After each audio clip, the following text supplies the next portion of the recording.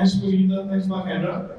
So, okay, we've been discussing real-time systems, real-time architectures, and we have a very interesting perspective here with Nita as the end user from a customer experience standpoint, then Hendra from a technologist, from an innovator standpoint, from a different industry, non-banking industry. So, should become an interesting panel. So why don't we start with very quick introductions to your roles as to what you do, and based on that we'll start asking some questions. So Sure. Thank you everyone. My name is Nita Aji. I'm the head of customer experience DBS Indonesia. So as I mentioned, yeah, head of customer experience. So my daily job is always about customer. So I think it's very simple like that. And happily to thank you for inviting me and having me here. Hopefully that we can share and learn together in this session. Thank you.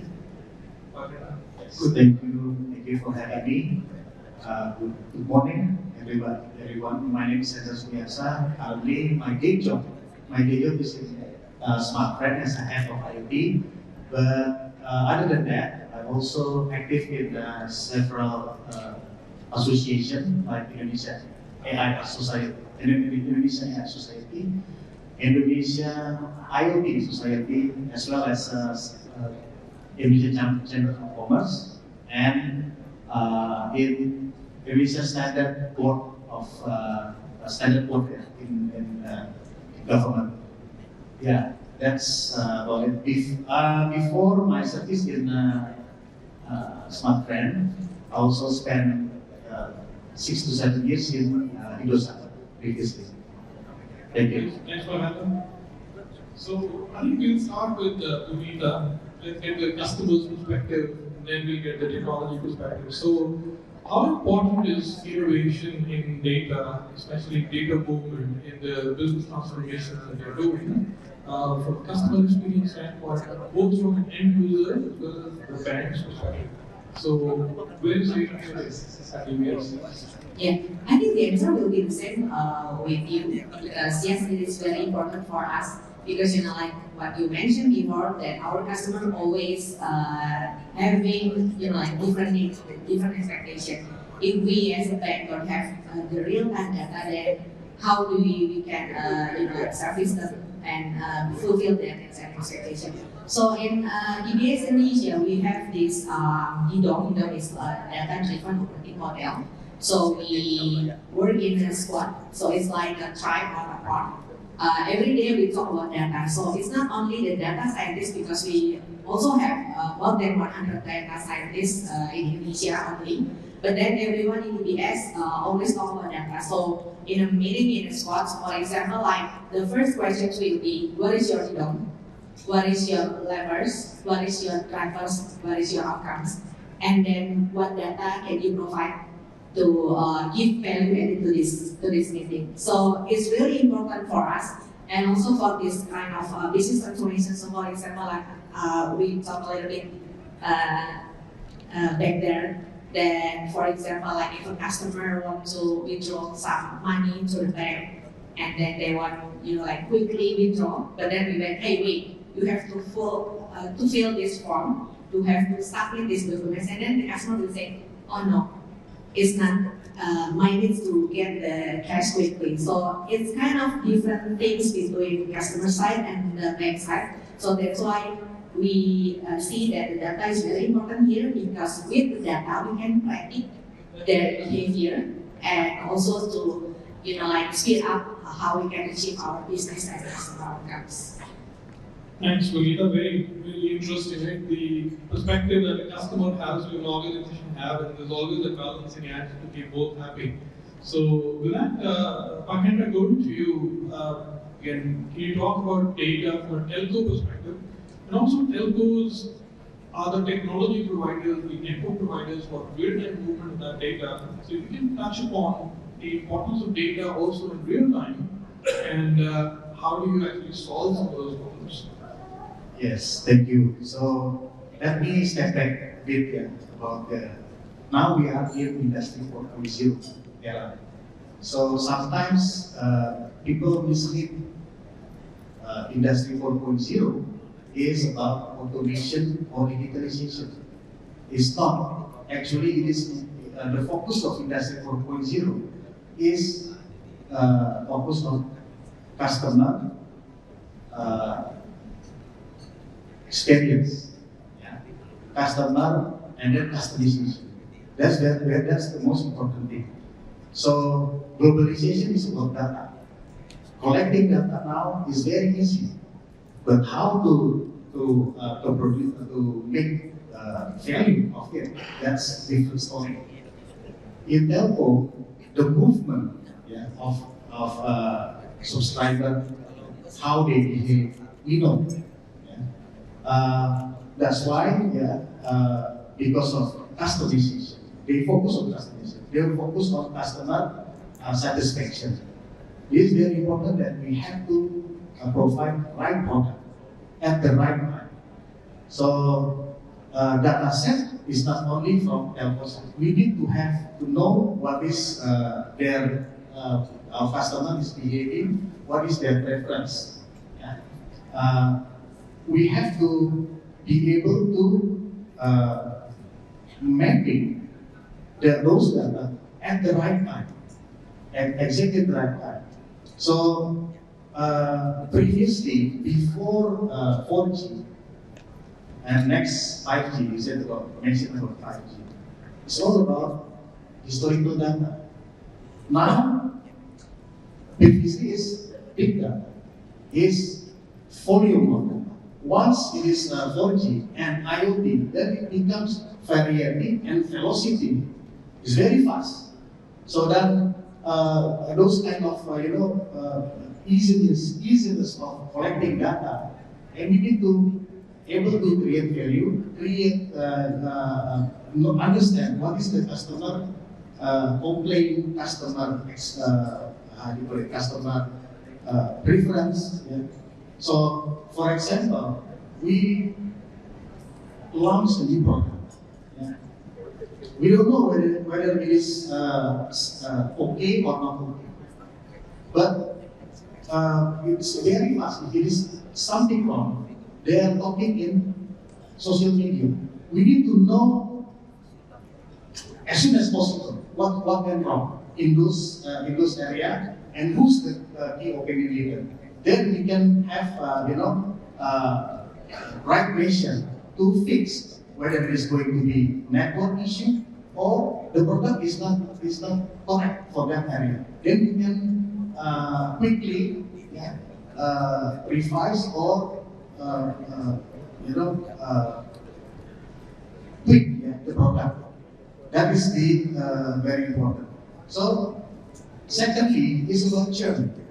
Churn is like it's like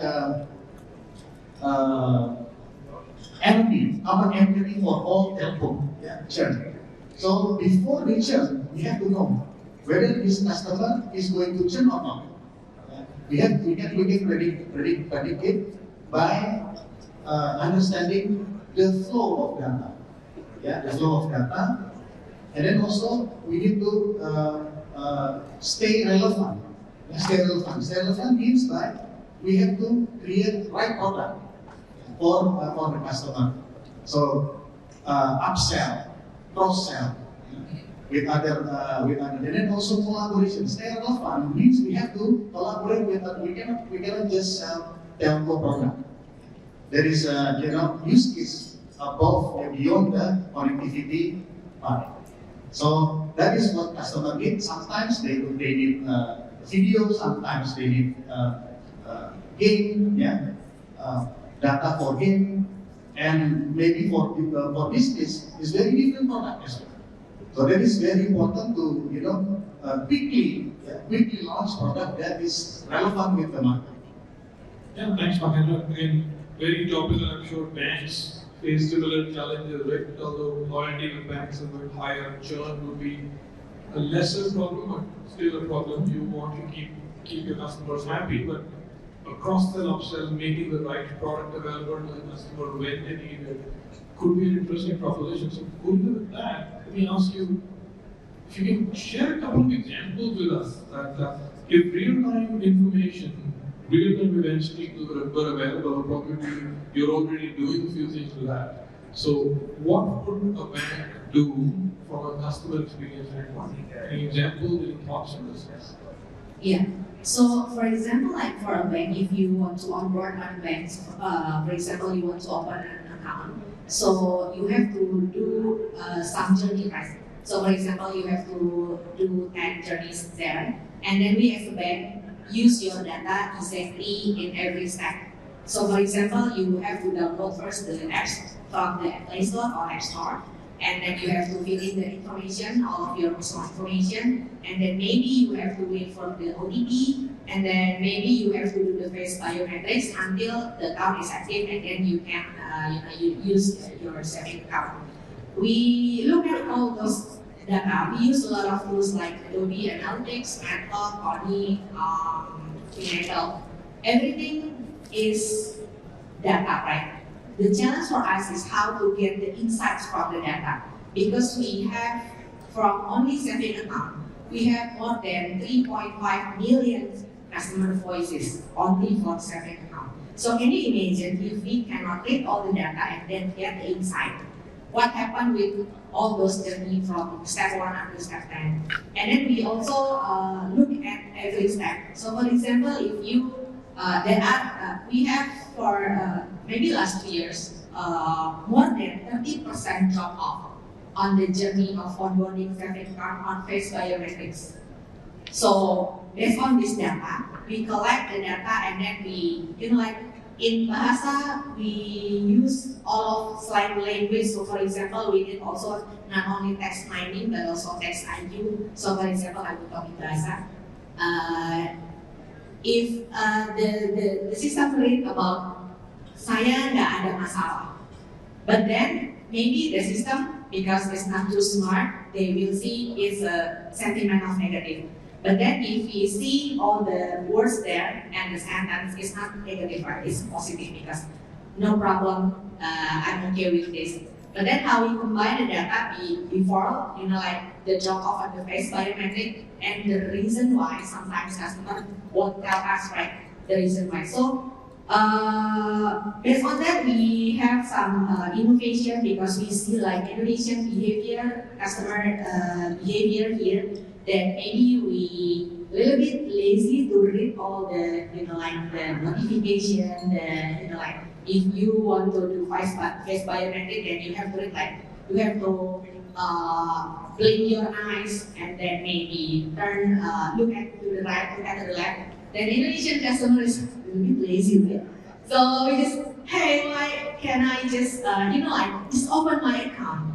So from that perspective, because 30% of them drop off on the face biometric, we do some innovation. For example, like the quick kill one is like we send our agent to meet the customer. So for example, it's customer A, drop off on the face biometric, and then we call them that, hey Pak, I saw that you drop off on your journey opening saving account, then I will come to your house or come to your office to help you with the onboarding journey. One of the quick kill, because Indonesian customer really likes to talk with person. They don't want to talk with digital things.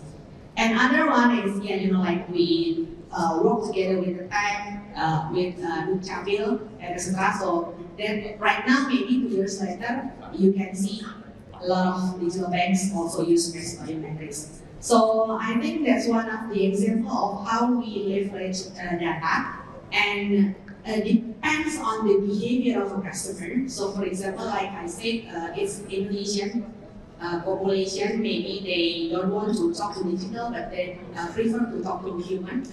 So it's our challenges on how to read the data, get the insights, and connect them with the Indonesian customer behavior. So we do a lot of experiments too on the only one data set there. 30% drop off on the face biometric, and then we working a lot of data. And now maybe it changed a lot. The drop offs already decreased, but then changed to when you fulfill a tax ID, for example, because I think everyone here, maybe not everyone bring your tax ID, right?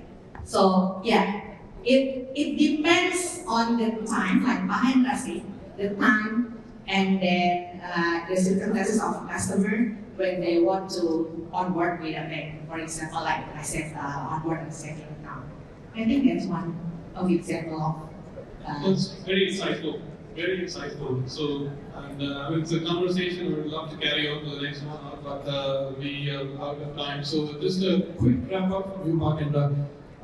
We've heard the customer perspective. You're a telco person. Our banks and telcos coming together in this real-time data exchange, and with that, I think we can do a very quick, brief wrap up. That would be awesome for the audiences. Okay, thank you. So, when I heard about Nita, again, it's about people, process, and technology. Yeah. So that is the basic of digital transformation. Data flow, data is very easy now to collect, but then how to analyze it, you need to have people and process, then help with technology. That's very important. And data is also creating a new differentiation. Ownership of data changes the landscape of competition. So it's very important you master data and how you utilize data at the right time and right measure. So again, thank you for being invited. So I think this is the time for Indonesia to transform and become strong in digital economy. Thank you. Thanks a lot, Pak Hendra. Thanks, Nita. And thanks a lot to the esteemed audience. If you have any further questions for me, we have a booth out there, the smallest booth, and I'll be there for the next couple of hours. So happy to have a conversation, but thanks a lot. Enjoy the rest of the discussions and don't be hungry. Take care.